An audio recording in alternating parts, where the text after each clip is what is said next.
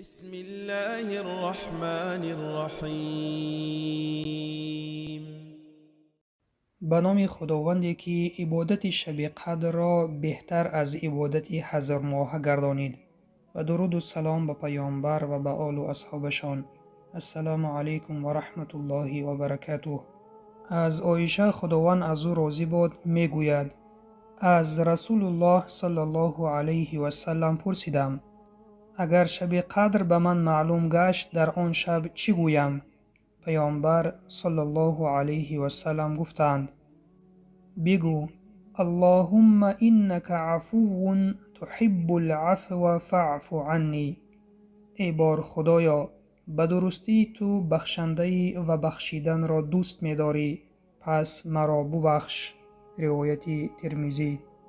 در حدیث پیامبر اکرم صلی الله علیه و سلم میگویند: شب قدر را در دهه آخری شب‌های طاق ماه رمضان جستجو کنید.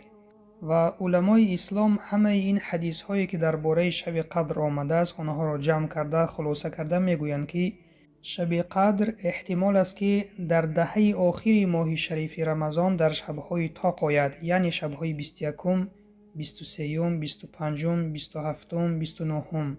و اگر نظر به حیات پیامبر صلی الله علیه و سلم بکنیم، پیامبر اکرم صلی الله علیه و سلم همه این 10 شب ماه رمضان را، 10 شب آخر را با طاعت و عبادت و دعا و ذکر می گذرانیدند. در این شبها عبادت های بی نهایت بسیار انجام می دادند نسبت به شبهای دیگر. پس سنت این است که ما نیز در این شبها کوشش کنیم که بسیار عبادت انجام بدهیم، استغفار بگوییم و این دعا را بخوانیم. چون اگر کسی که شب قدر را دریافت، عبادت های شب قدر بهتر از عبادت های هزار ماه است، چنانکه که الله سبحانه و تعالی می فرماید: لیلة القدر خیر من الف شهر. شب قدر بهتر از هزار ماه است، یعنی عبادت هایی که در این شب انجام داده می شود اجر و ثوابش از عبادت های هزار ماه دیده زیادتر است.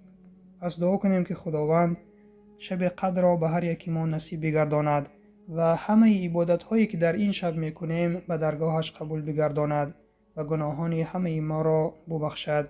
این بود پایان موضوع امروزه. سبحانك اللهم و بحمدک، نشهد ان لا اله الا انت، نستغفرک و نتوب الیک.